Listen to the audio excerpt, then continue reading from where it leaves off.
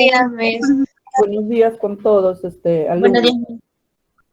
Lo que sí les voy a recomendar, alumnos, todos ustedes tienen su correo institucional, así que ingresen por ese medio, por favor, para evitar, cuando ustedes ingresan pues con otros correos, tengo que aceptar la invitación.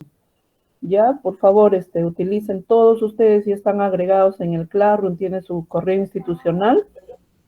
Solamente una, según la delegada, una alumna nomás tiene ese problema que no le crean el correo, pero después todos tienen, así es que por ese medio, por favor, ingresen. Buenos días, Miss.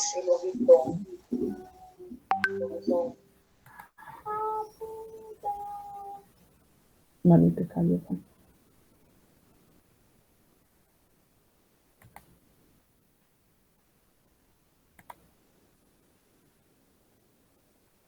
Me dicen, por favor, si se ve bien la pantalla. Sí, Miss, se ve bien. Ya. La clase pasada, alumnos, hablamos sobre inmunidad, tipos de inmunidad. Nos quedamos acá en esta diapositiva cuando nosotros hablamos la clasificación de tipos de inmunidad, ¿no? Hablando de la inmunidad, es una respuesta ante un antígeno que ingresa a nuestro cuerpo, entonces nuestro sistema de defensa, nuestro sistema inmunológico va a responder produciendo, ¿qué cosa? Anticuerpos, ¿no? Entonces a esa unión de estímulo de respuesta se llama la unión antígeno-anticuerpo. Un antígeno que puede ser un virus, una bacteria viva, ¿no? En este caso, por ejemplo, si alguien se contagia con el COVID-19, su cuerpo va a reaccionar porque el virus se convierte en un antígeno y su cuerpo va a reaccionar produciendo anticuerpos. Y de estos anticuerpos llamados inmunoglobulinas, para el COVID-19, así como para todas las enfermedades que nosotros vamos a enfrentar, para el COVID-19 es el tipo de inmunoglobulinas G y M.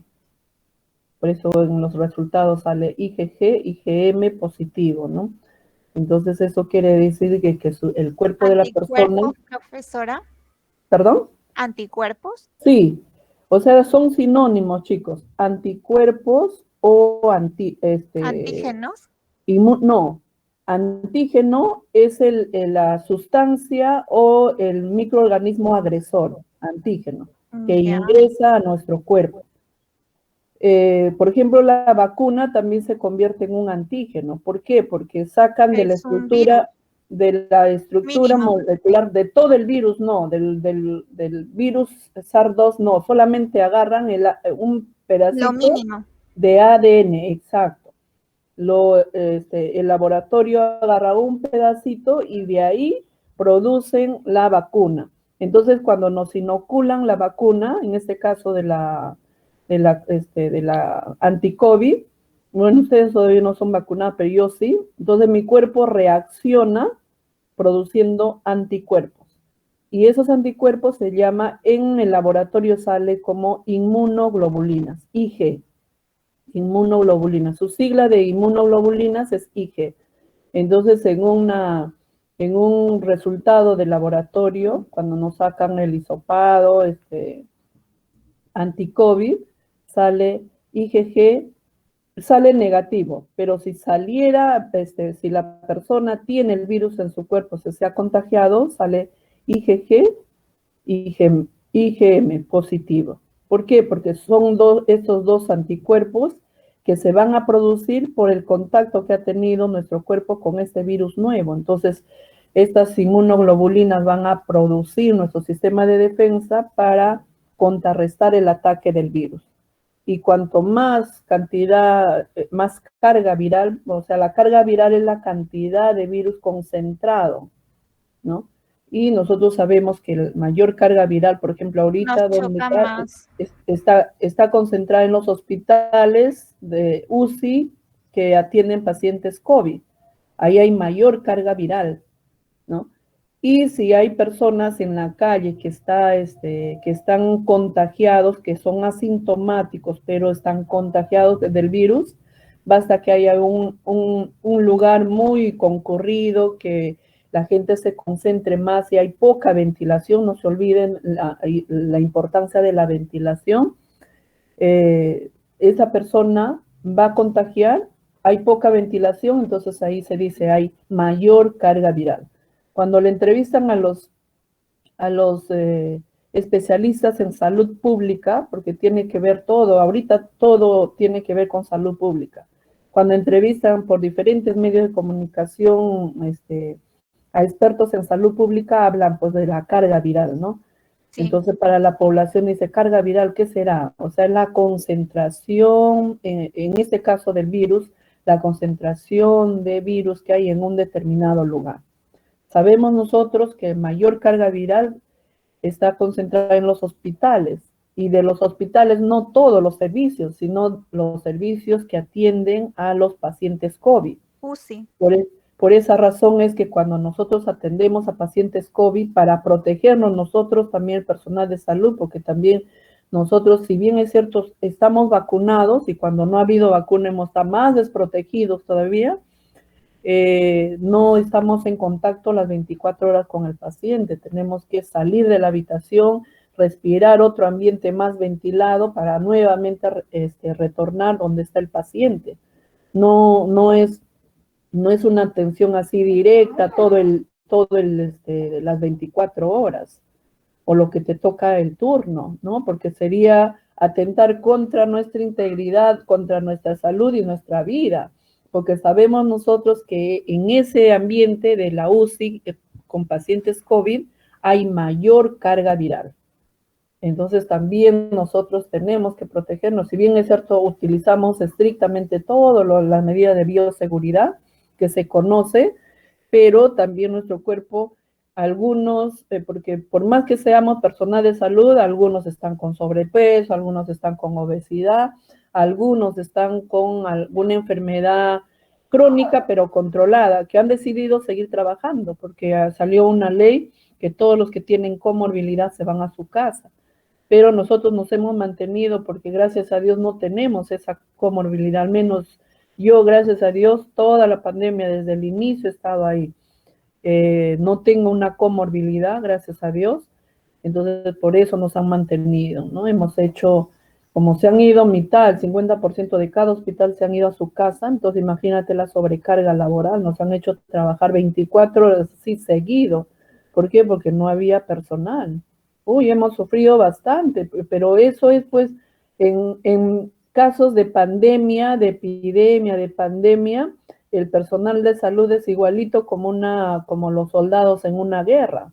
Tienen que salir a combatir, ¿no? Eso es nuestra labor. Ahora es una guerra contra un microorganismo letal, ¿no? La letalidad también está en función a qué se llama letal, es agresivo, ¿no?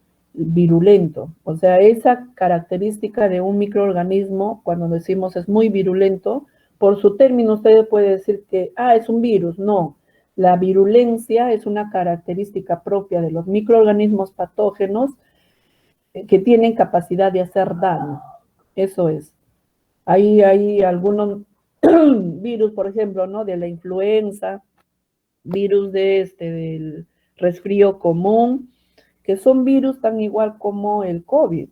Son virus, pertenecen a al mismo grupo, pero diferentes familias, porque los microorganismos se dividen también en familias, ¿no? Y esto del COVID-19 es un virus que pertenece a la familia de los SARS.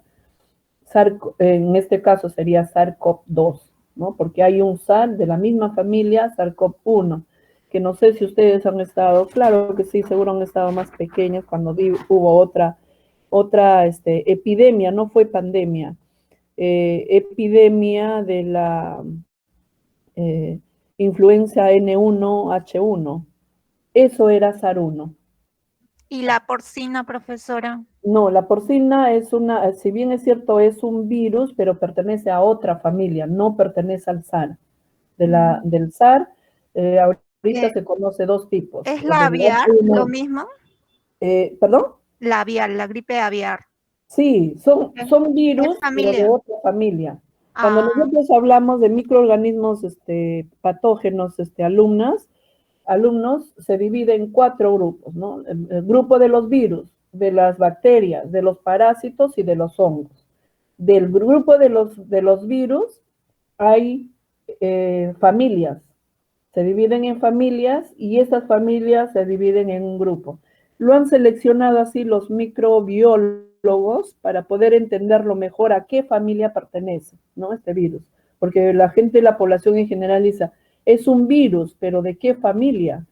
Y ahorita este virus COVID es SARS-2, de la familia SARS, pero SARS significa un síndrome respiratorio agudo, pero grave.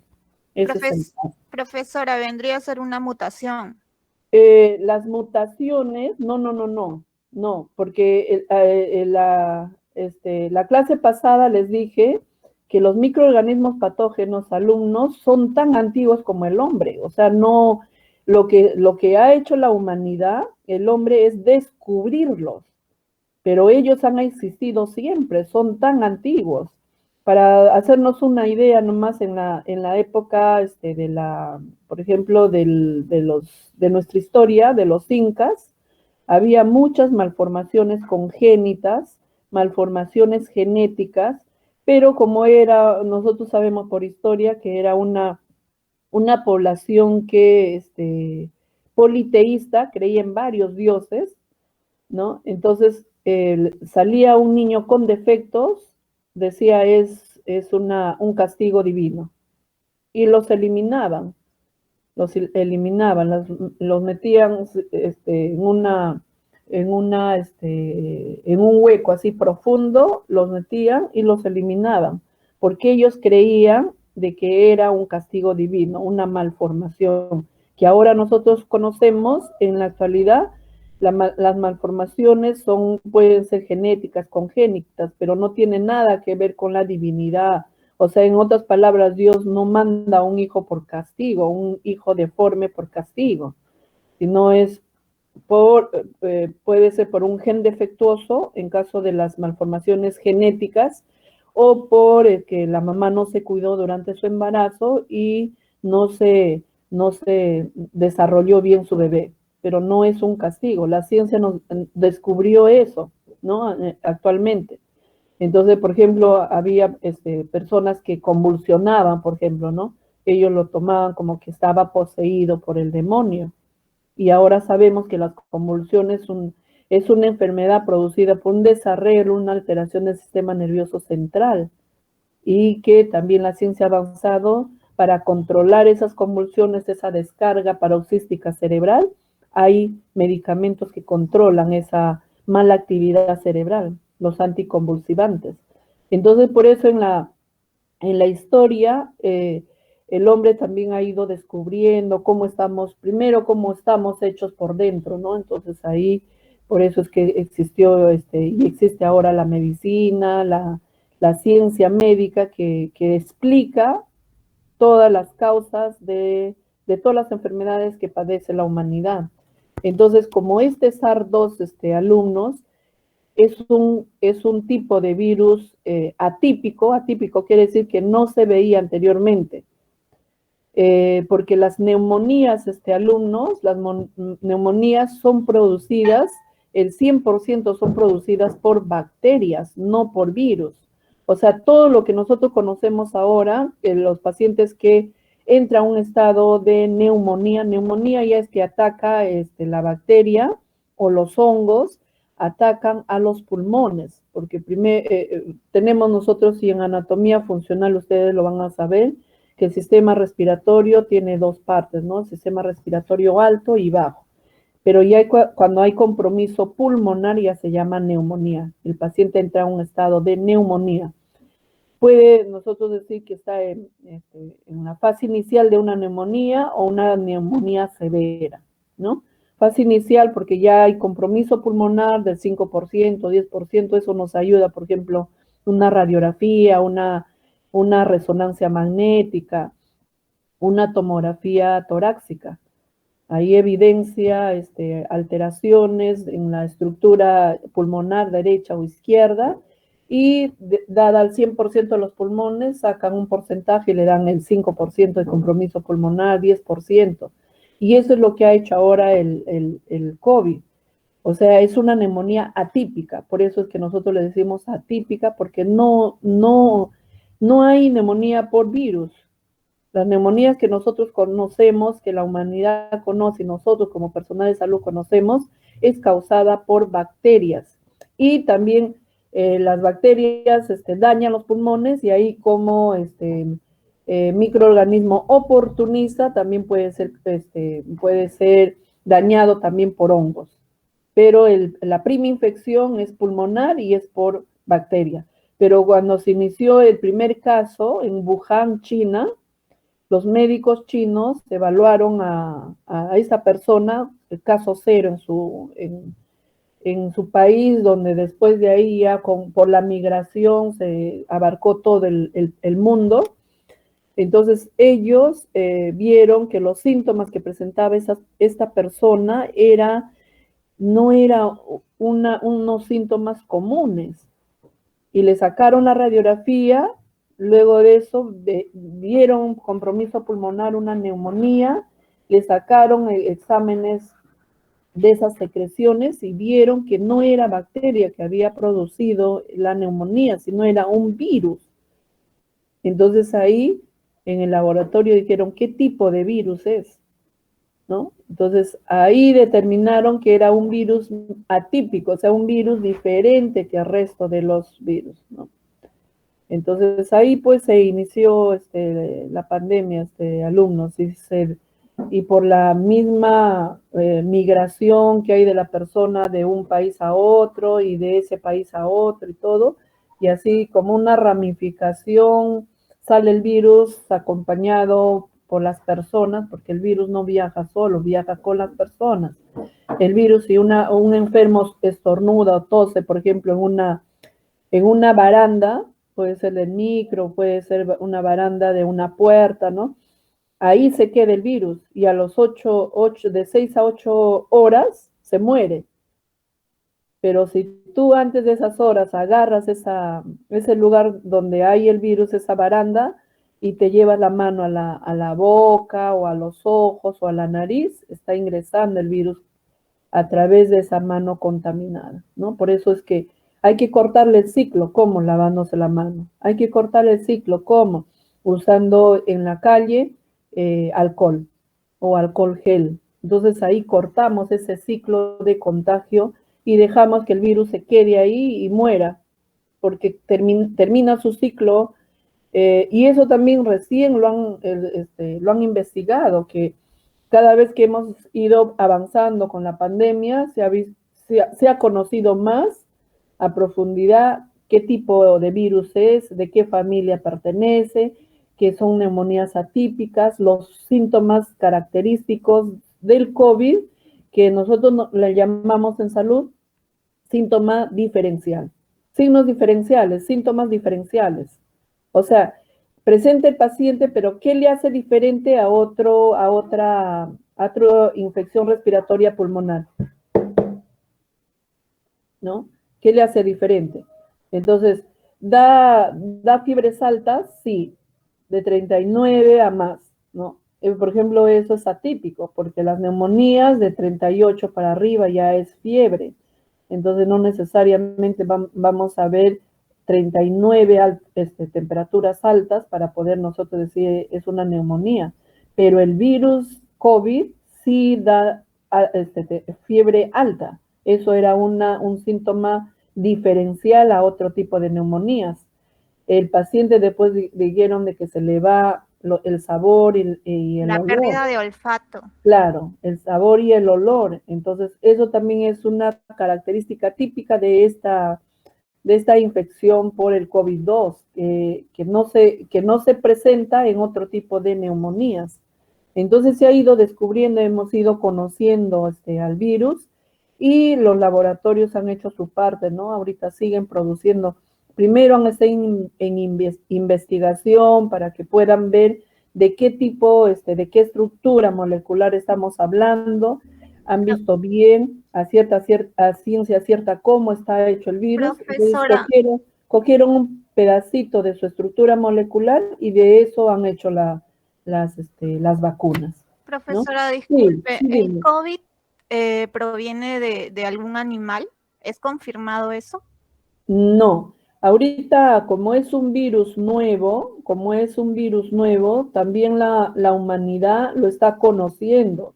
Los otros países de Europa donde tienen alta tecnología, se dedican a la investigación y tienen alta tecnología, ¿no? Como es Europa, Estados Unidos, China, Rusia, han estado investigando de qué está hecho. Entonces se ha determinado que es un tipo de virus, qué de estructura molecular tiene. Entonces, en base a eso, ya los laboratorios han sacado un pedacito de su ADN, de su ARN, perdón, su ARN, y han hecho la vacuna. Entonces, eh, su, cómo se inició realmente ahorita para la humanidad es un enigma, o sea, no se O conoce sea, cómo se, profesora, ¿aún no cómo se está inició. confirmado que sea el contagio por el murciélago? Sí, esa es una teoría, ¿no? Porque la teoría es que, ¿sabe qué, alumnos? Los científicos, porque ¿qué es la ciencia, alumnos? La ciencia es un concepto que nosotros tenemos de algo que se ha confirmado, que se ha estudiado y la ciencia es comprobable y demostrable. Si tú no compruebas tu teoría, no es ciencia. Si tú no demuestras tu teoría, no es ciencia. Eso es la ciencia. La ciencia es comprobable y explicable. Tienes Profesor, que una darle una consulta. explicación a tu trabajo. Entonces, cuando nosotros hablamos cómo se inició, quién lo inició, cómo llegó al hombre este virus, entonces los científicos también tienen que dar una explicación. ¿Dónde se inició? En Wuhan. ¿Dónde queda Wuhan? En la China. ¿Y cómo es su estilo de vida de los chinos? Entonces, ellos, por ejemplo, tienen Comen animales. una alimentación diferente a otros continentes, ¿no? Ellos tienen una alimentación, lo que ellos llaman, ¿cómo lo llaman? Sofi, no, ahorita me voy a recordar del término, pero ellos comen animales que nosotros, el resto de los países del mundo, no comemos. Por ejemplo, para ellos, comer murciélago es como acá en el Perú comer pollo. Comen animales O sea, exóticos. exótico. Ahí está, gracias, gracias. Animales exóticos, que no se ha demostrado realmente, la ciencia no ha demostrado, porque también como muchas enfermedades llegan al hombre a través de los animales, eso también se sabe. Entonces, la ciencia tiene que dar una explicación, y la explicación más fuerte se agarran de la forma como ellos viven, su estilo de vida, sobre todo en la alimentación. eh, Comen cosas que nosotros no comeríamos. Come murciélago, come como especie de gusanos, Gatos.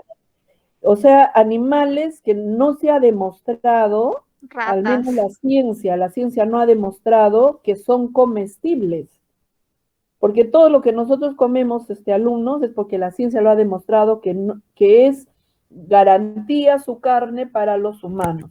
Pero aún así todavía hay condiciones. Por ejemplo, no sabemos que la cisticercosis es un parásito que habita en los cerdos, infecta a los cerdos.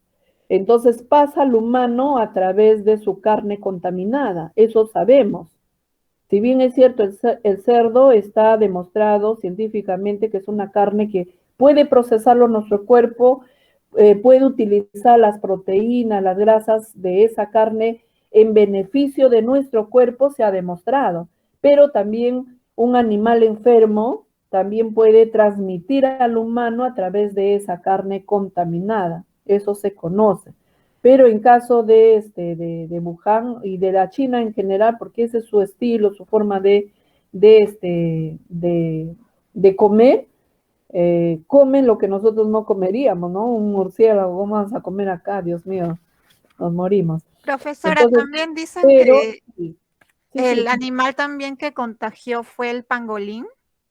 ¿Qué es eso? Es como que tiene como un armazón en la espalda. ¿Qué es un ave, No, mamífero? parece como un roedor, un Ah, armadillo. como un armadillo. Sí. Debe ser, alumnos, debe ser, o sea, lo que ahorita la ciencia explica, porque tiene que darnos una explicación la ciencia de cómo se produjo este virus, o sea, cómo llegó al humano, porque nosotros no hemos tenido de este tipo de virus, SAR-1 hemos tenido, pero entre el SAR-1 y el SAR-2, que es el COVID, hay mucha diferencia en su estructura molecular, está hecho de otros elementos.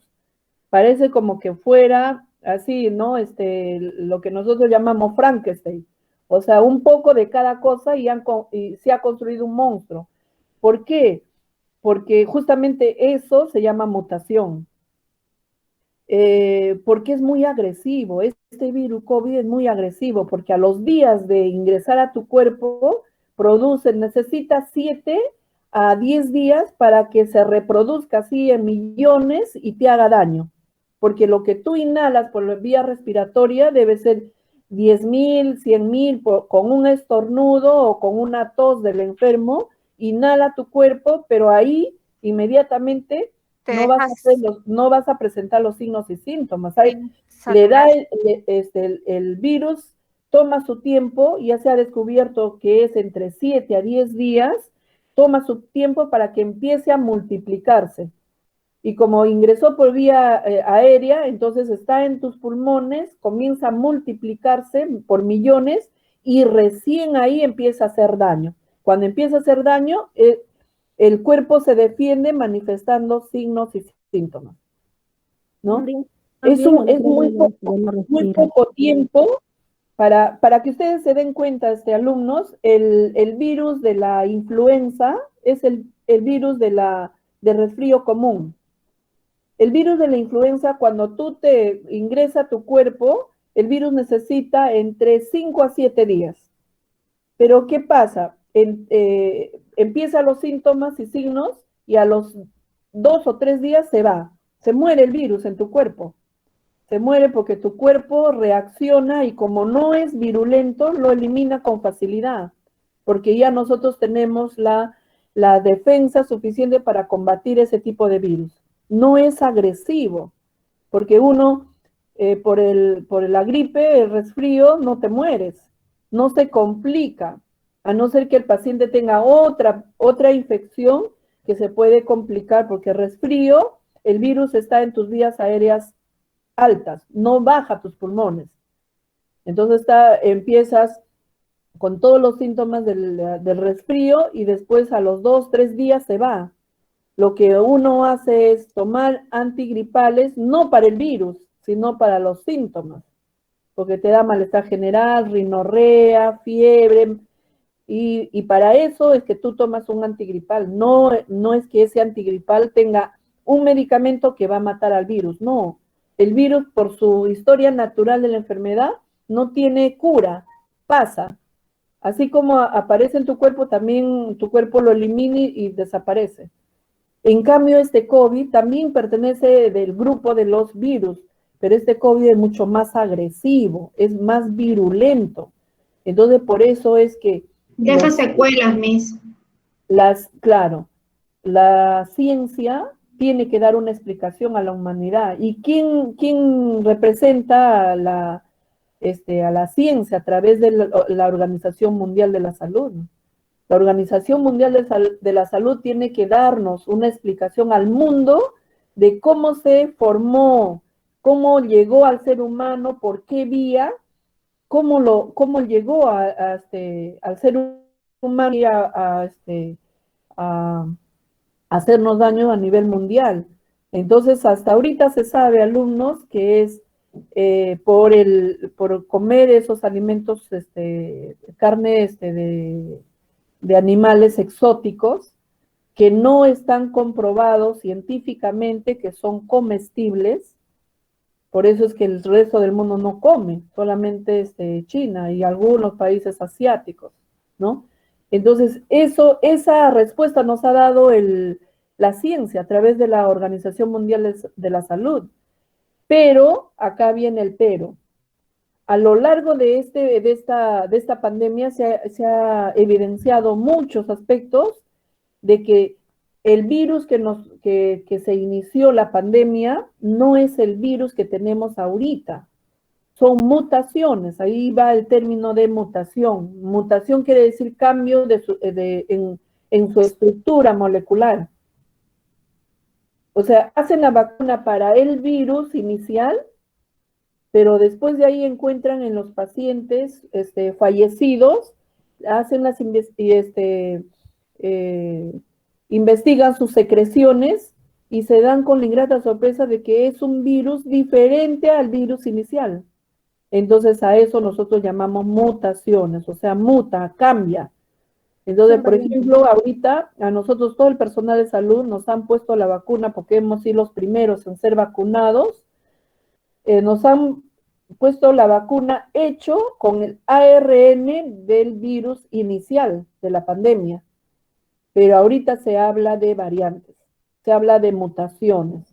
Variante brasileña, europea, variante peruana también han encontrado.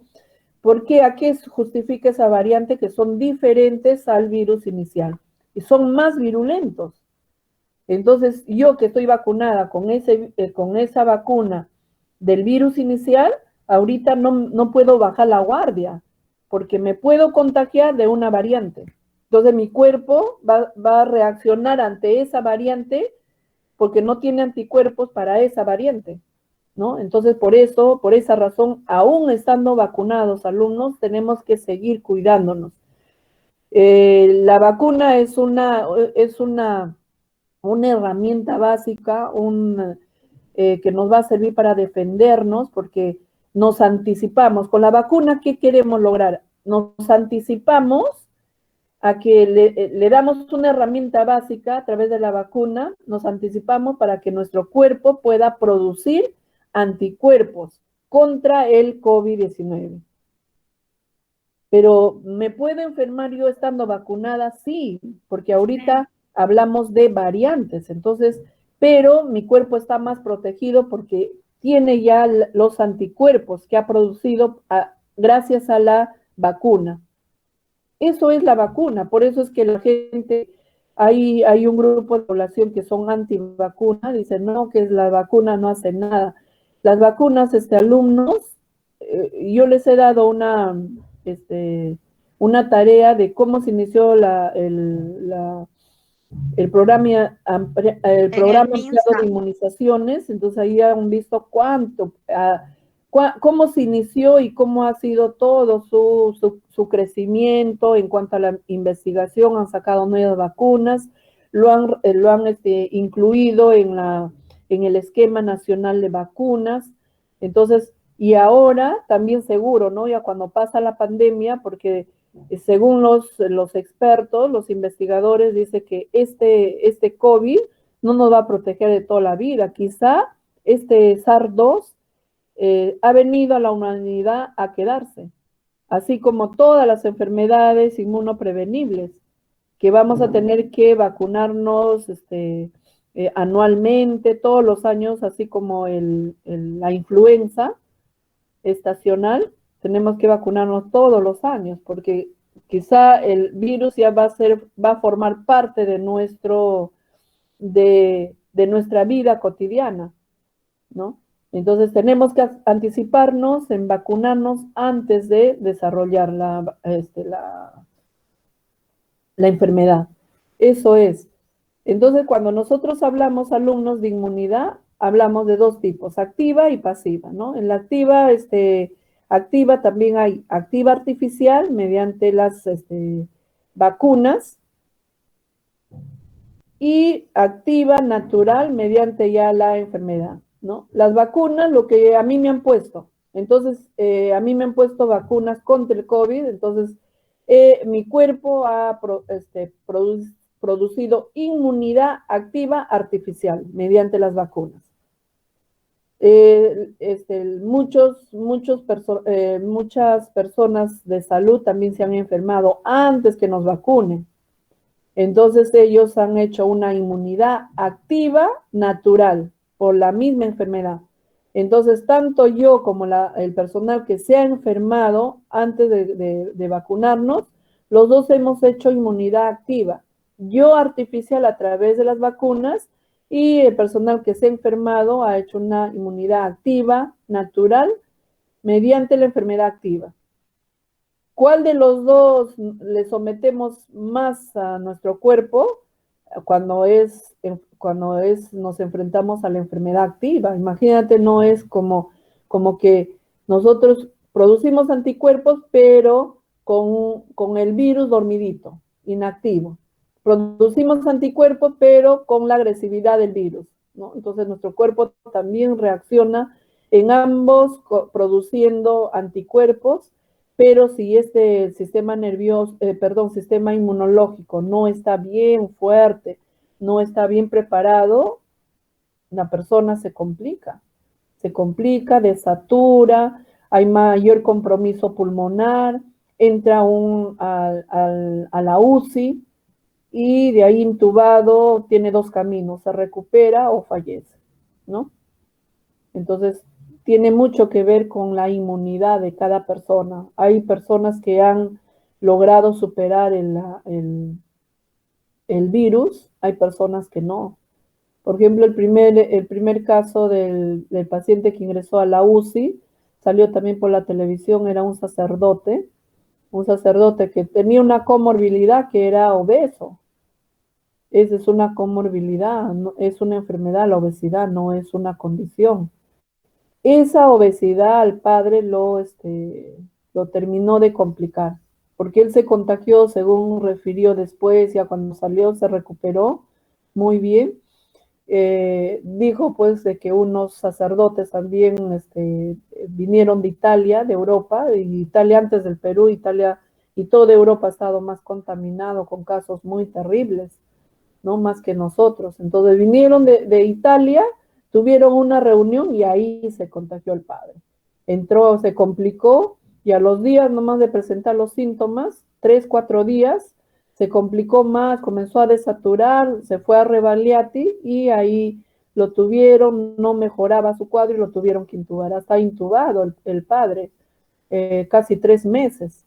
Pero luego de eso ya se recuperó, salió y ahora le vi hace 2 o 3 semanas, le vi en la televisión de que está con secuelas, o sea, él siente que no es la persona que era antes de la enfermedad, ¿no? Todavía se cansa con mucha facilidad, tiene que hacer no ejercicio lo que hacía anteriormente, ¿no? Actividades muy que le demanda más esfuerzo, ¿no? ¿Por qué? Porque está en la fase de convalecencia.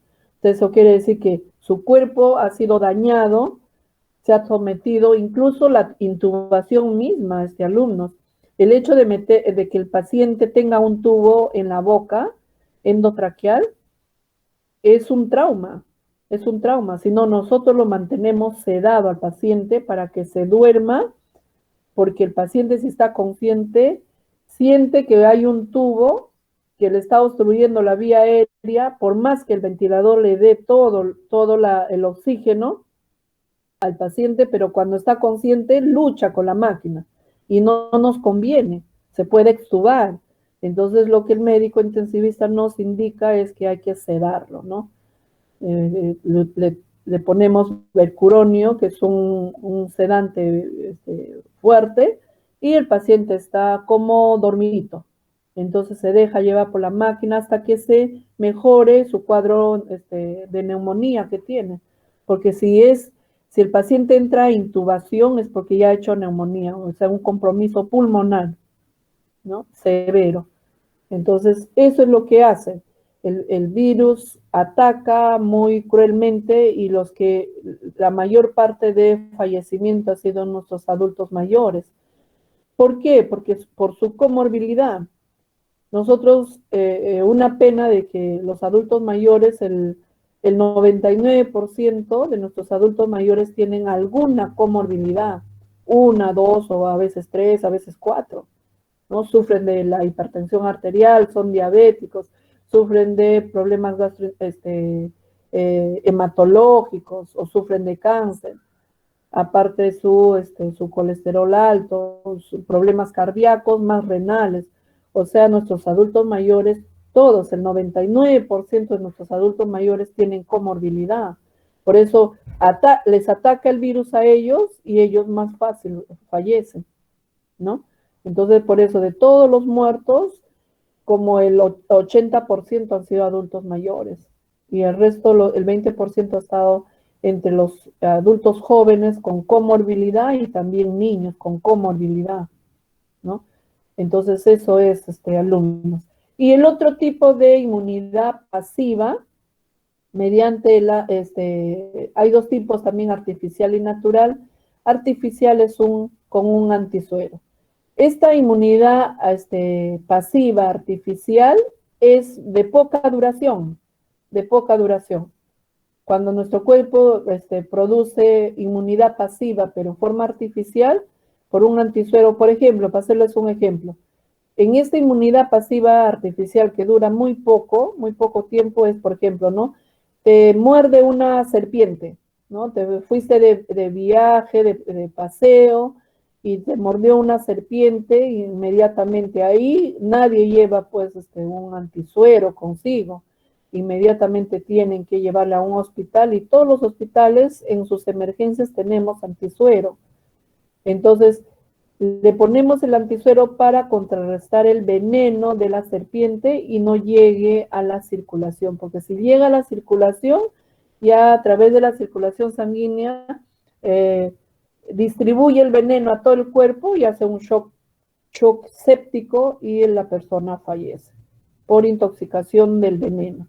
Igualito sucede, por ejemplo, hay mordeduras de araña, mordeduras de serpiente, mordeduras de este animal exótico, el murciélago, ¿no? Hay, por decir, mordedura de perro también, ¿no? Te ponen la vacuna antirrábica, que te va a proteger de por vida, ¿no? Solamente es un antisuero que te ponen las dosis según el programa, y después de ahí te muerde de acá 6 meses, 8 meses o un año, otro perro piña, otro perro nuevamente te tienen que vacunar contra la rabia, porque este antisuero, si bien es cierto, es una inmunidad pasiva, artificial, pero es de poca duración. Tan igual como la inmunidad pasiva natural por el calostro. El calostro es la primera leche, les estaba contando, que a través del calostro le pasa a la mamá las inmunoglobulinas. Pero estas inmunoglobulinas le va a mantener sano, con anticuerpos, que le va a proteger de enfermedades, sobre todo diarreicas y respiratorias, que son las dos enfermedades más comunes que lleva a la emergencia a un bebé pequeño, pero es de corta duración, solamente le va a proteger el primer año de vida, mientras el bebé tenga la lactancia materna. Y luego, sobre todo los 6 primeros meses, porque tiene lactancia materna exclusiva. Después ya con la lactancia, la leche materna se convierte en un alimento complementario. Ya no es importante, sino complementa a la lactancia, o sea, las papillas, mazamorritas, a partir de los 6 meses, ¿no? Por eso se convierte en una inmunidad pasiva natural, pero de corta duración, ¿no? ¿Cómo se divide la inmunidad? Esto es lo que anteriormente, esta diapositiva vamos a describirlo con mayor claridad. Inmunidad pasiva, los anticuerpos se sintetizan en el organismo y se transfieren directamente a otro. Inmunidad pasiva natural, el calostro al recién nacido, protección inmediata y de corta duración, es lo que le decía, ¿no? La inmunidad pasiva artificial, inyección de anticuerpos, protección inmediata de corta duración, ¿no? Llamada también a estos antídotos, antisuero, nosotros lo llamamos antisuero, pero la población en general le llama antídoto, ¿no? Anti es contra el veneno, antídoto. pero es de corta duración, ¿no? Esta inmunidad pasiva, natural o artificial. En la inmunidad activa, los anticuerpos son sintetizados por el organismo como resultado del estímulo antigénico, ¿no? Esto. Estamos acá. Inmunidad activa artificial. Entonces, en la inmunidad activa, los anticuerpos o inmunoglobulinas son sintetizados por el organismo como resultado a un estímulo antigénico. Este estímulo antigénico puede ser un virus activo, vivo, o un suero, una vacuna, ¿no? Entonces, nuestro cuerpo produce anticuerpos, no se olviden. El estímulo que es el antígeno y la respuesta es producción de anticuerpos. Es de larga duración, no inmediata, se hace efectiva de 2 a 3 semanas después de la exposición al antígeno. No se olviden que, por ejemplo, ¿no? A mí me vacunan hoy día 7 de mayo, entonces todavía mi cuerpo tiene que producir anticuerpos no en forma inmediata, ¿no? No es inmediata, dice, ¿no? Se hace efectiva de 2 a 3 semanas después de la exposición a un antígeno, o sea, después de la exposición. Esto explica por qué algunos laboratorios han hecho 2 dosis de su vacuna, otros solamente dosis única, ¿no? Entonces, por ejemplo, lo que nosotros nos hemos vacunado, el personal de salud, es una vacuna del laboratorio Sinopharm de China. Y a nosotros nos han puesto 2 dosis de vacuna porque una es insuficiente.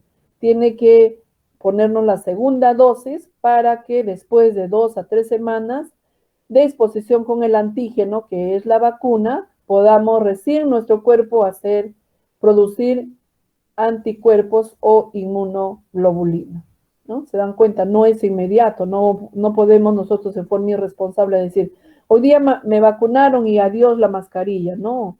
Me vacunan y todavía tiene mi cuerpo que recibir la segunda dosis para que después de 2 a 3 semanas, después de la segunda dosis, nosotros podamos decir, no, mi cuerpo ha producido anticuerpos. Nosotros nos vacunaron en marzo.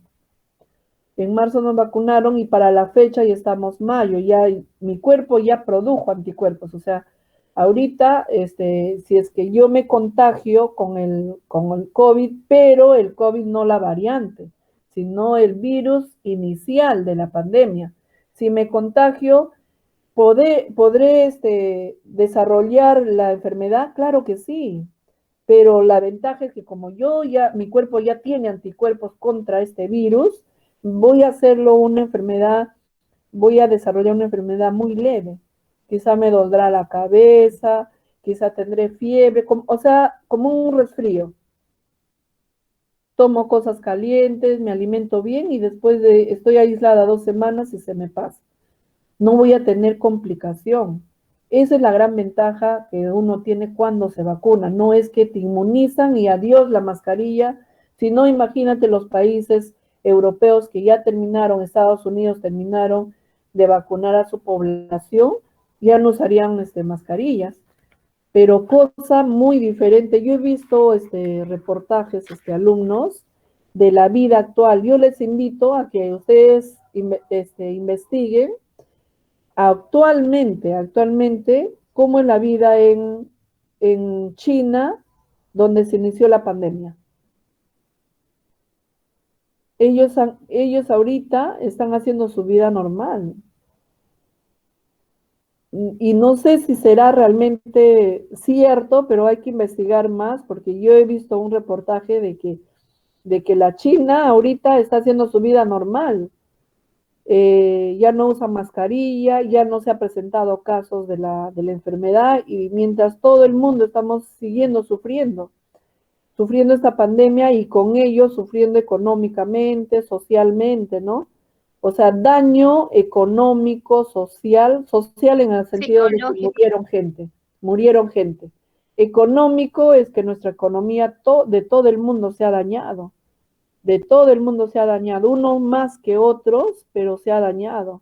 Ahorita económicamente estamos mal, porque muchos negocios se han cerrado, porque la gente ha perdido el empleo, no tienen que comer, tienen deudas, no pueden pagar, entonces económicamente estamos en problemas.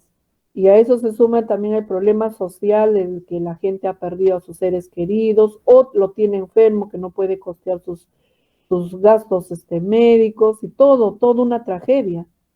Mientras tanto, China, yo he visto, no sé, les voy a ser franca que no he comparado, porque cuando tú eres responsable de una información, ves una información y tienes que contrastar con varias fuentes, saber si es cierto. Solamente yo vi un reportaje y no he verificado si realmente es verdad. Pero ahí en ese reportaje decía de que China, como cuna de esta pandemia, ya ha controlado la pandemia y en tan poco tiempo. Y ahorita su economía está creciendo, la gente está haciendo su vida normal como antes de la pandemia. Entonces la teoría de que este virus ha sido creado en un laboratorio suena más con esta, Más esta convincente. situación, ¿no? Porque suena más en el sentido de que China sí ha provocado esta pandemia para que el resto del mundo económicamente esté mal y ellos sigan creciendo. Entonces esta teoría de que este virus se ha formado en un laboratorio suena más fuerte, ¿no? Y les voy a contar algo más. La Organización Mundial de la Salud también quiere saber cómo China ha controlado tan rápido esta pandemia. Entonces lo que hizo la OMS mandó a un grupo de expertos a la China para que averigüe cómo se inició la pandemia y qué han hecho ellos para que controlen tan rápido. Entonces, ustedes saben políticamente que China es comunista. Es un país dictador, ahí no hay democracia, ahí el que habla en contra del presidente chino lo fusilan, entonces nadie puede hablar, solamente obedecer.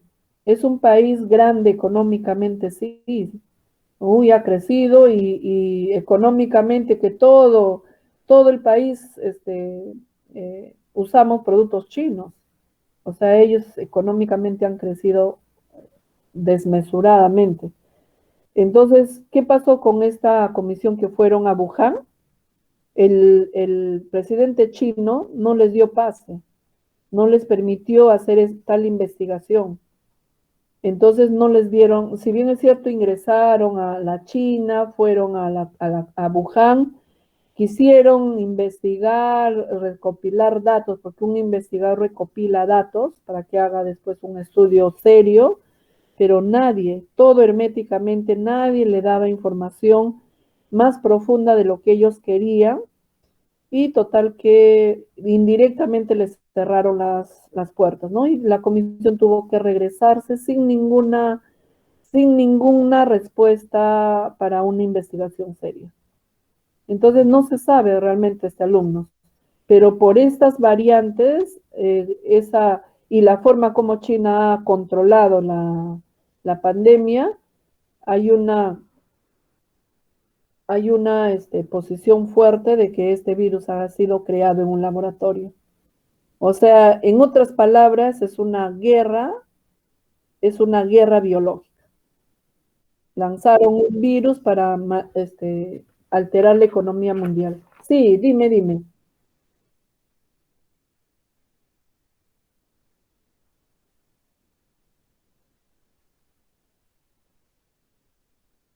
Ujú, O Rusia.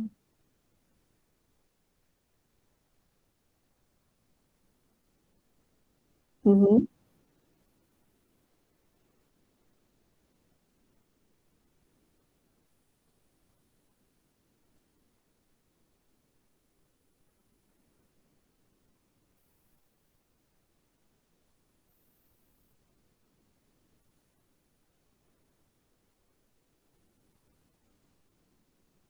Ujú.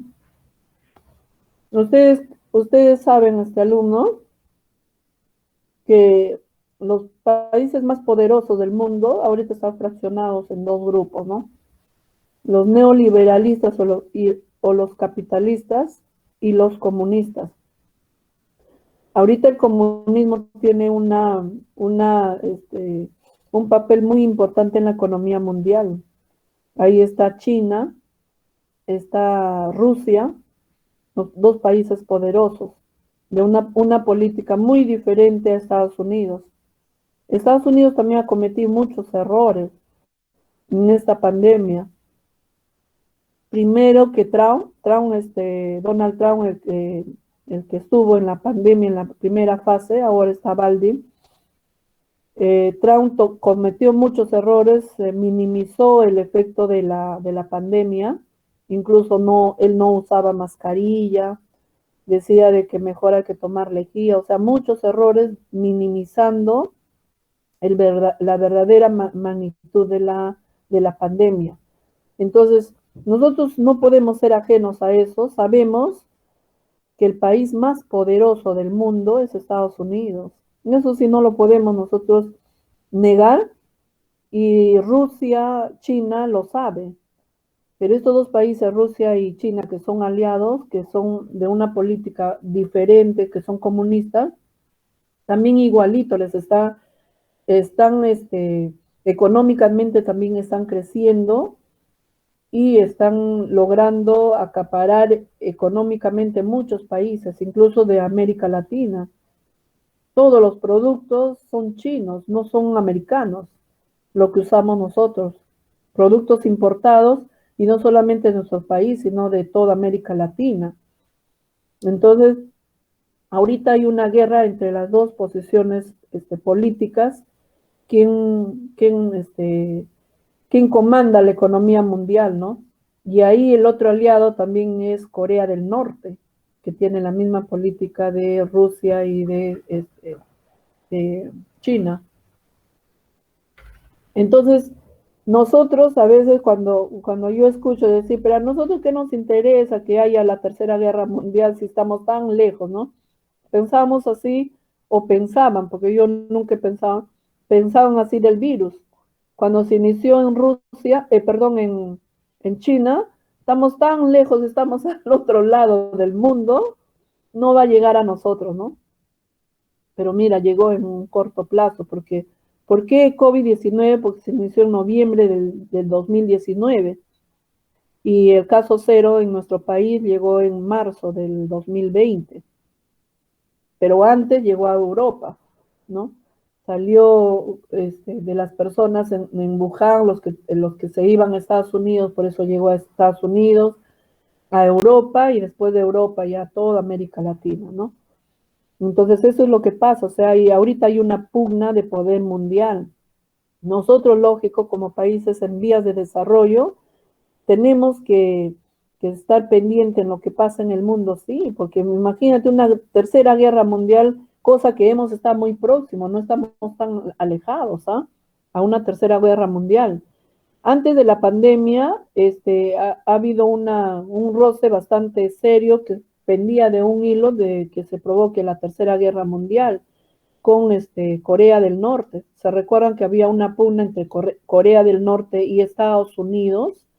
Entonces, Estados Unidos le confrontó a Corea del Norte e iban por invasión territorial. Y Corea del Norte iba a invadir. Y Estados Unidos también tiene su aliado. Entonces, si se alían esas dos fuerzas políticas, en verdad se desata la tercera guerra mundial. Y nosotros como América Latina, así que tenemos que ver en problemas de grandes. Claro que sí, porque nuestra economía depende de Estados Unidos, alumnos. Así no les parezca mentira, nuestra economía depende de ellos. O sea, sube el dólar y hay mucha importación en dólar. Sube el dólar, que es la moneda americana, y como nuestro país importa muchos productos de primera, segunda, tercera necesidad en dólares, también nuestra economía se dispara. Sube el dólar, la moneda nacional se debilita y ahí empieza la hiperinflación. Entonces, ¿repercute lo que pueda pasar en el mundo con países desarrollados y grandes? Claro que sí, nos tiene que interesar. Tenemos nosotros que interesarnos en lo que pasa. Ahora, por ejemplo, estamos en pleno, vamos a elegir a un nuevo presidente este año, entonces nosotros tenemos que tener una posición política para nuestro país. Hay muchas personas que dicen, no, a mí no me interesa la política. Claro que sí, te tiene que importar. ¿Por qué? Porque tú eres ciudadano de este país, pues importa quién nos gobierne, importa lo que el gobernante hace, porque también el gobernante si hace mal, así como el año 1985 con el primer gobierno de Alan García, que nos llevó al desastre total, que no podíamos, nuestros padres así de billetón ganaban en soles, en nuevos soles, 1 millón de nuevos soles, 1 millón de nuevos soles, después de ahí lo convirtieron en un sol, era nuevo sol. Era así un billetón que no valía nada, o sea, la hiperinflación era tan grande que teníamos que hacer cola para los productos de primera necesidad, el dólar se disparó, la economía cayó, se produjo el terrorismo. Uy, hemos vivido momentos del 85, 80, 85 con Alan García, una hiperinflación que ustedes ni idea se dan porque ustedes todavía son jovencitos, pero se tienen que interesar en la política. Eso es ejercer ciudadanía. ¿Por qué? Porque ejercer ciudadanía quiere decir que te interesa los problemas de tu país, empezando de interesarte en quién vas a votar, cuál va a ser tu elección, tu mejor elección, para después no echar la culpa, no, yo no voté por ese candidato, por esa candidata, así es que me libro de responsabilidad. No, eso no ejercer ciudadanía, nos interesa. También nos interesa lo que pasa en el mundo. Por eso nosotros no solamente hay que enfrascarnos en lo que pasa en nuestro país, sino también en el mundo. ¿Qué dice? ¿Cómo está el mundo? No, porque sí repercute directamente en nuestro país. Nosotros que dependemos, somos países y toda América Latina somos dependientes de la economía de Estados Unidos, porque son capitalistas y todos los gobernantes que ahorita tenemos o hemos tenido hasta el momento, hasta Sagasti, son capitalistas y manejan lo que dice Estados Unidos, lo manejan, lo emplean acá. Esa es una realidad. Entonces sí nos tiene que interesar, ejerzan su ciudadanía, y me digan, profesor, a mí por ninguno voy a votar, ¿no? Esa es una posición muy cómoda, tienen que tener una posición clara por ti misma, no por lo que te diga, por ti misma.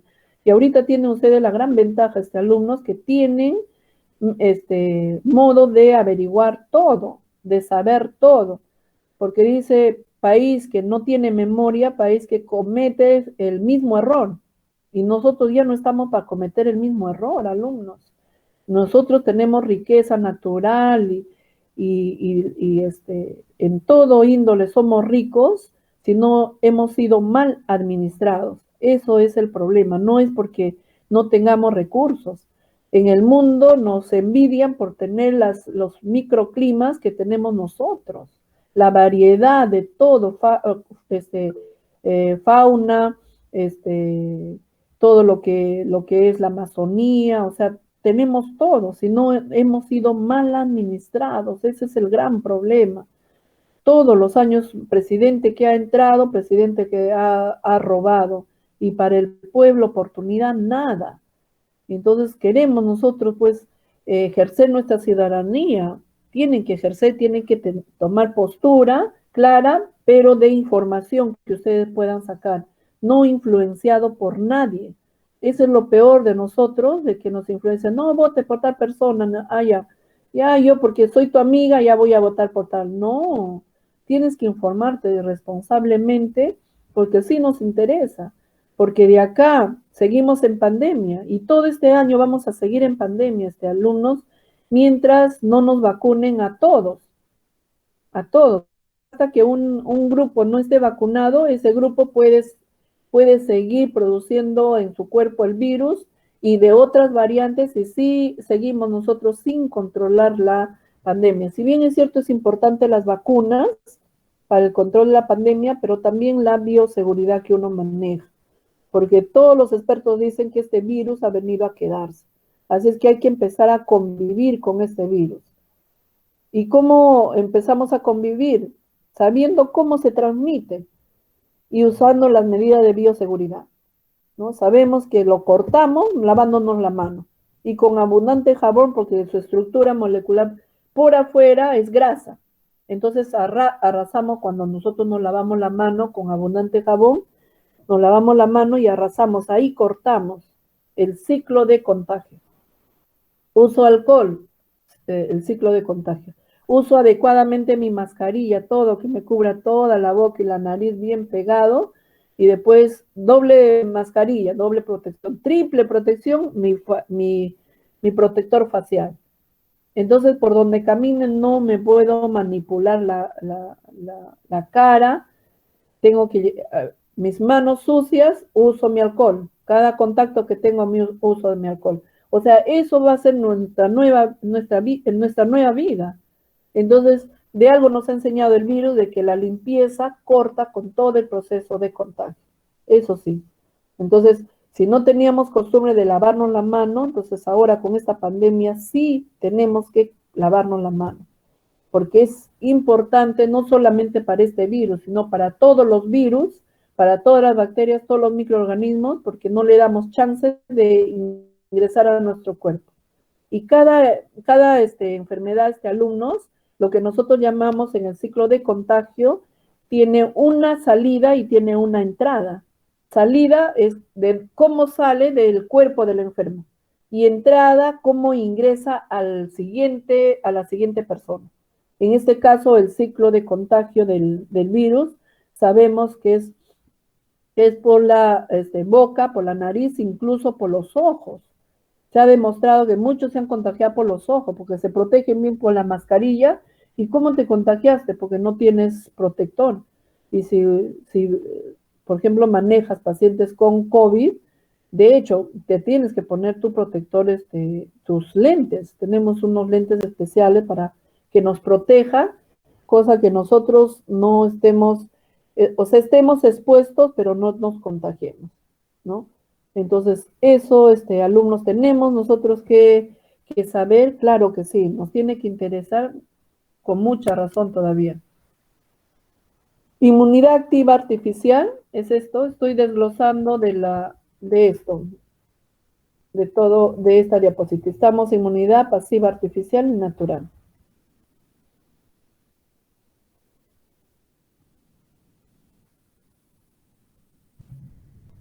Inmunidad activa natural, desarrollada en el organismo cuando un agente causal causa la enfermedad. Duración es larga, algunas veces toda la vida. Inmunidad activa artificial, antígenos preparados para la administración, al momento que se administra, estimulan la respuesta inmunológica, ejemplo, las vacunas, ¿no? La inmunidad activa natural y artificial mediante las vacunas. Y este es otro concepto que quiero que ustedes sepan, los antígenos. El antígeno. ¿A qué se llama antígeno? Es cualquier sustancia que causa la estimulación del sistema inmunológico o sistema inmune del individuo, produciendo anticuerpos. Como respuesta produce anticuerpos. Entonces, cuando yo digo, ¿qué es un antígeno? Es cualquier sustancia. El antígeno puede ser los microorganismos patógenos, cuando se trata de una infección, ¿no? Puede ser un antígeno, puede ser una bacteria, un virus, un parásito, un hongo, tratándose de una enfermedad. El antígeno también puede ser, por ejemplo, ¿no? Puede ser una vacuna, un antídoto, también es un antígeno, porque es una sustancia extraña para nuestro cuerpo, pero cuando ingresa, lo capta nuestro sistema inmunológico, lo escanea para ver de qué está hecho este antígeno y después, como resultado, produce anticuerpos. ¿no? Qué maravilloso es nuestro cuerpo, ¿no? Nuestro sistema de defensa, nuestro sistema inmunológico hace esta función de producir, si yo les digo cuál es la función de nuestro sistema inmunológico, es de defensa. Nos defiende ante una agresión externa. Y esta agresión externa puede ser un microorganismo patógeno, puede ser una vacuna, un antídoto.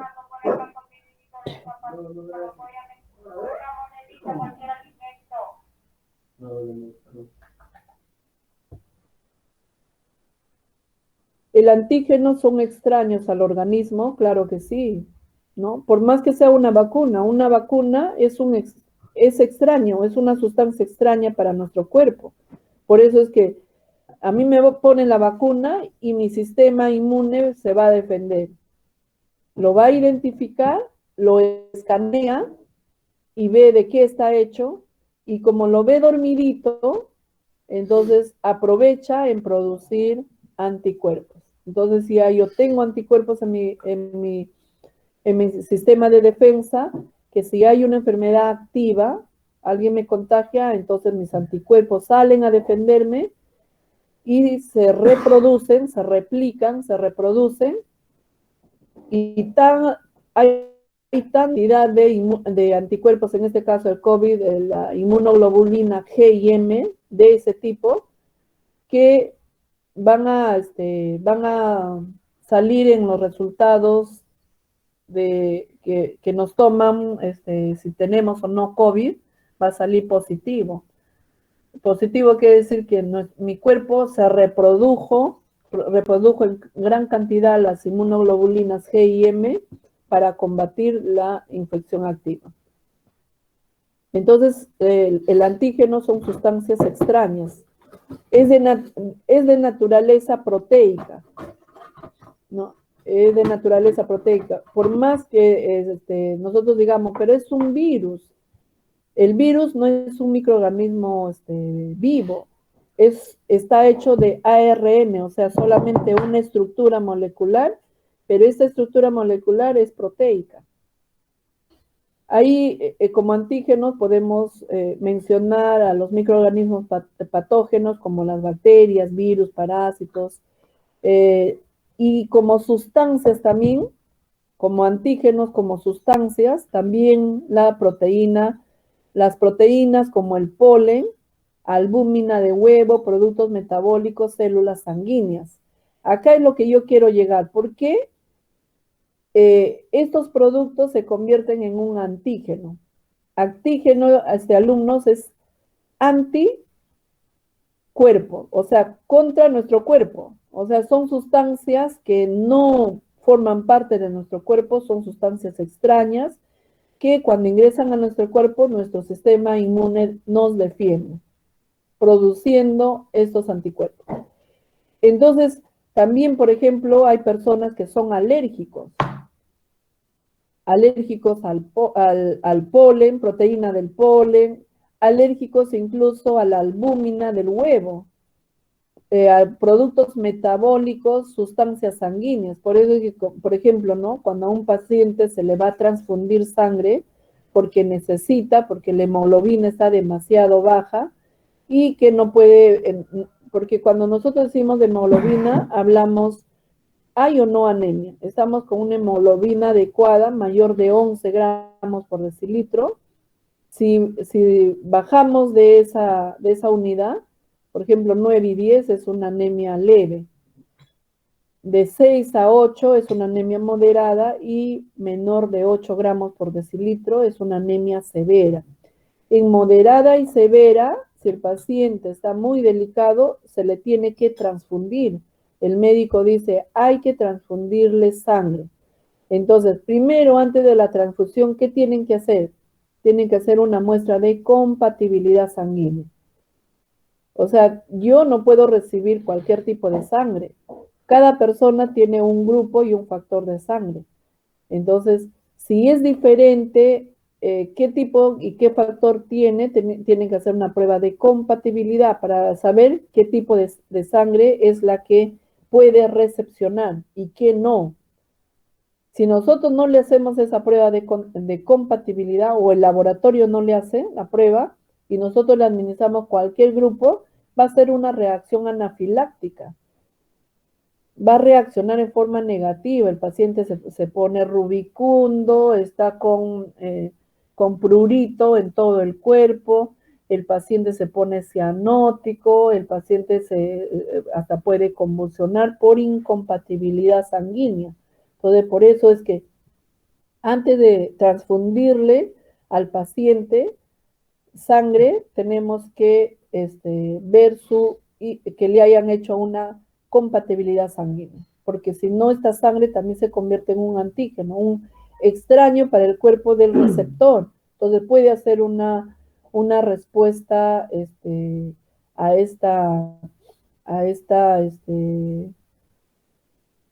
esta alergia, porque justamente los pacientes que sufren, las personas que sufren de alergia, es porque tienen alergia a ciertos contenidos, a ciertas sustancias, ¿no? Alergia, hay personas que tienen, por ejemplo, alergia al pescado, comen pescado y se enronchan todo, ¿no? Un proceso alérgico.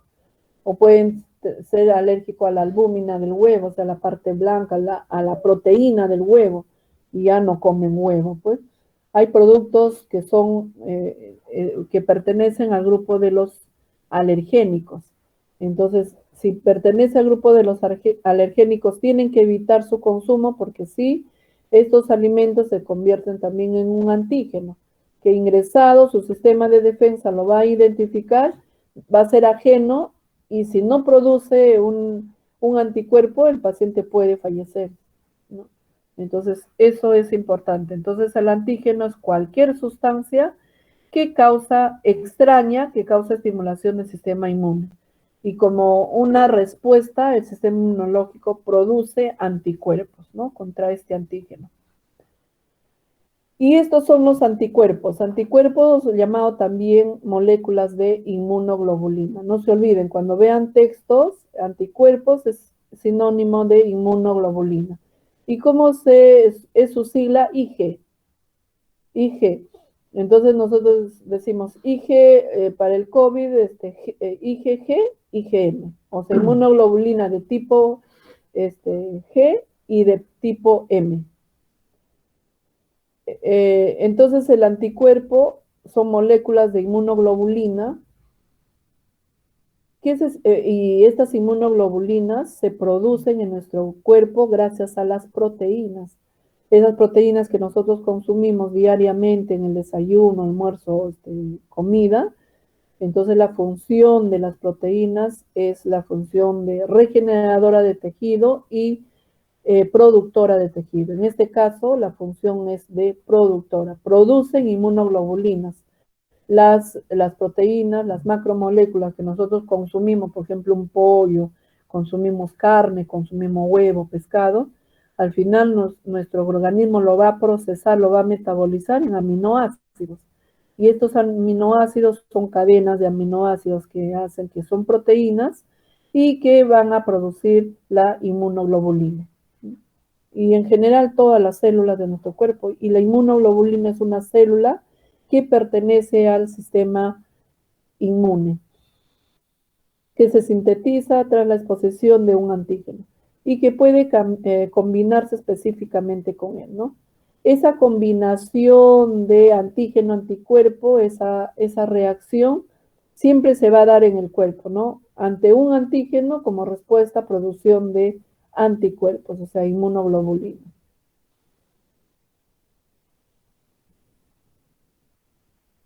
Esto también lo he pegado acá cuando dice Israel desarrolla anticuerpos para el coronavirus.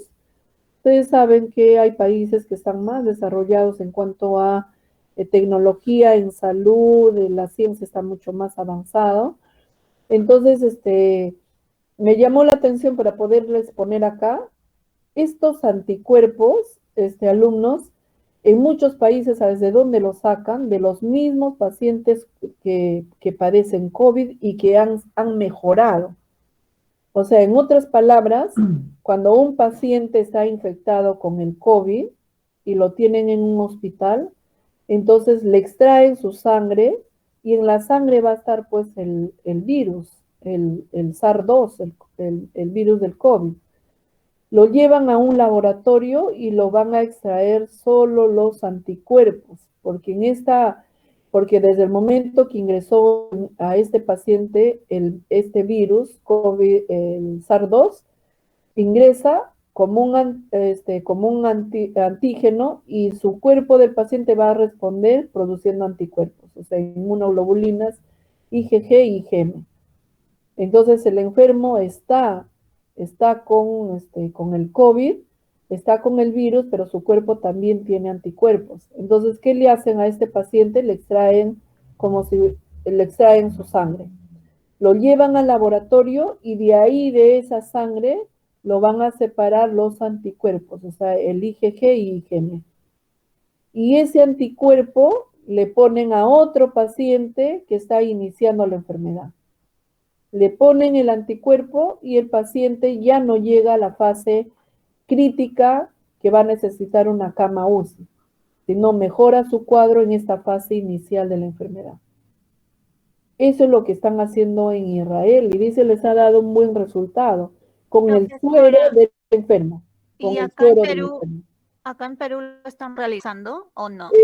No, es que lo que pasa es que nuestro país es un país muy, ¿cómo les digo? Muy cerrado que así a rajatabla cumplen las normas emitidas por el MINSA. Algún laboratorio, algún hospital que quiere hacer algo diferente que dice el MINSA, ahí le llega el proceso disciplinario, el proceso administrativo o quizá penal, ¿no?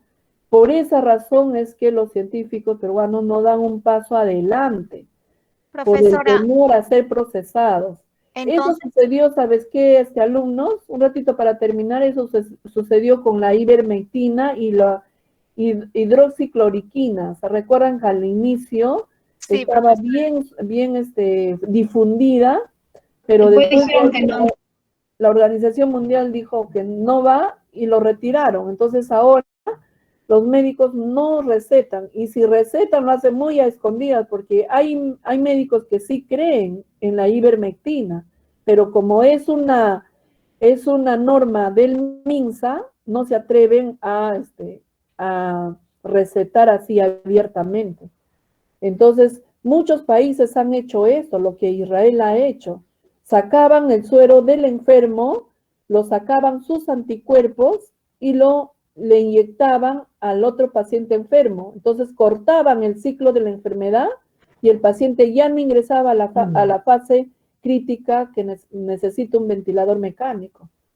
¿Por qué han hecho esto? Porque la política de su país le permite. En cambio nosotros no está permitido hacer eso.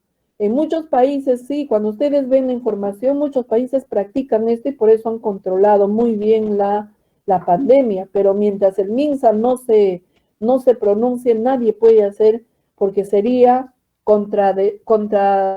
ir contra las normas que si algo pasa en el paciente, por ejemplo, ¿no? Le administraron el suero, el paciente se mejoró, pero hizo otro cuadro diferente al COVID y eso le llevó la muerte. Murió el paciente, pero no de COVID, sino de otra enfermedad. Pero lo van a relacionar, ¿no? Y la información sale primero del familiar. Los doctores le han puesto un suero del paciente infectado y eso es lo que le ha perjudicado a mi papá, a mi mamá que falleció. ¿Ves? Se dan cuenta, o sea, una distorsión total. No es que le han sacado el virus del enfermo, lo que le han sacado es sangre, que ahí está el anticuerpo. El anticuerpo se produce a raíz de que el virus ingresa al cuerpo de la persona y como respuesta produce anticuerpos. Entonces, el enfermo de COVID tiene anticuerpos en su sangre y ese anticuerpo es que se retira mediante un análisis de sangre. Le extraen sangre, lo llevan al laboratorio y lo retiran solo el suero. el suero que contiene el anticuerpo. Chicos, para ponerle en contexto, la sangre tiene dos componentes. El suero, que es la parte líquida, la parte clara, que ahí está en ese suero, están los anticuerpos. Y la otra parte sólida, espesa, están los glóbulos rojos, los glóbulos blancos y las plaquetas. También están las proteínas y todos los demás. Pero en la parte blanca de la sangre, ahí es llamado suero, ahí están los anticuerpos. Entonces solamente sacan, lo separan, le sacan solamente el suero donde hay anticuerpos y eso le administran al paciente enfermo. Y muchos países han hecho ese tratamiento contra el COVID y con buen resultado. Profesora, ¿eso está Sí. penado en Perú? Claro que sí. Mientras no haya no ley, sino un decreto del Una MINSA. norma. Claro, decreto, a ese nivel es decreto supremo del Ejecutivo, porque el Ejecutivo tiene que ver con los ministerios.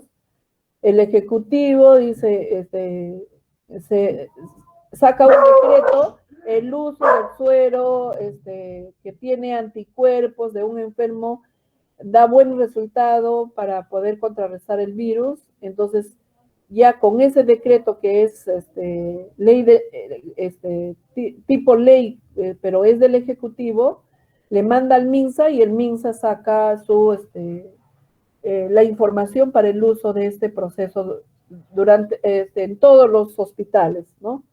Entonces, pero como no sale nada, no es oficial, entonces los médicos y los laboratoristas no pueden dar un paso adelante porque en el proceso, si se complica el paciente, no necesariamente por el virus, sino porque tiene una comorbilidad, o sea, su cuerpo no ha respondido adecuadamente a la terapia y el paciente puede fallecer y ahí se le cae toda una demanda penal.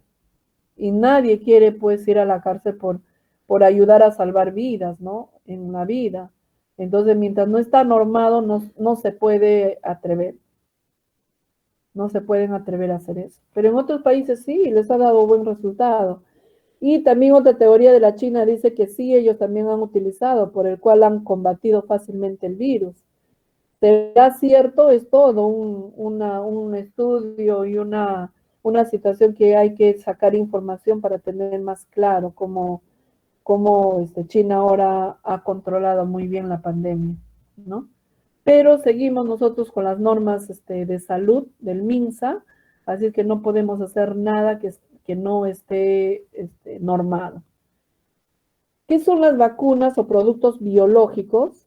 No son medicamentos, ¿ah, chicos? Ustedes tienen que saber diferenciar entre un medicamento y una vacuna. La vacuna no es un medicamento. El medicamento es una sustancia química que es producida en un laboratorio para fines de controlar una infección, una inflamación, mitigar el dolor, ¿no? Es una sustancia química, hecho por sustancias químicas, y los medicamentos como materia prima tienen las plantas. Las plantas son una materia prima, de ahí le echan unas sustancias químicas y sacan un medicamento. Pero las vacunas están hechas del mismo agente causal de la enfermedad. O sea, un pedacito sacan de ese agente causal del virus, de la bacteria, del hongo, del parásito, le sacan un pedacito y de ahí hacen la vacuna y este producto biológico, por eso dice producto biológico, porque tiene vida, sino que está dormidito, está atenuado. O sea, a mí lo que me han puesto es el virus del COVID-19, pero dormido, atenuado. Entonces me ponen, me inoculan, y mi cuerpo va a identificar como una sustancia extraña. Lo escanea y como respuesta inmunológica va a producir anticuerpos en mi organismo. ¿no? Eso es así de fácil, de sencillo es explicar que la vacuna no es un medicamento, es una sustancia biológica. Por ser una sustancia biológica, por ejemplo, ¿no? A un niño, no vamos a hablar de la vacuna del COVID, porque ahorita la vacuna del COVID nadie se puede dar el lujo de no ir cuando está programado. Eso sería ya un desastre, porque ahorita está tan solicitado esta vacuna del COVID que a los adultos mayores les citan y ellos tienen que estar ahí desde las 5 o 4 de la mañana para que no pierdan su cupo. Porque si pierden el cupo por dejadez de ellos, para que lo reprogramen, quizás se acaba la vacuna. Ahorita la vacuna de este COVID está bien solicitado. Estoy hablando de las otras vacunas, del programa de inmunizaciones. Por ejemplo, ¿no? La mamá llega a nuestro establecimiento de salud, nos dice, señorita joven, lo he perdido mi calendario de vacuna, mi hijito tiene 6 meses, pero lo he perdido, pero seguro que le han puesto todas las vacunas, ¿no? Entonces, ¿te consta, no te consta? No hay registro. Entonces tú le dices, señora, ¿dónde le han vacunado? Entonces, la señora te menciona el centro de salud. Entonces, tú puedes hacer dos cosas. Si tienes facilidad de comunicarte con el establecimiento de salud para que le preguntes si en su registro está este niño registrado, porque nosotros vacunamos y registramos, y ese registro es como su historia clínica de vacunas que quieren el establecimiento de salud. Si no podemos comunicarnos con el establecimiento de salud, se puede duplicar la vacuna, porque la mamá dice, señorita, sí le han vacunado.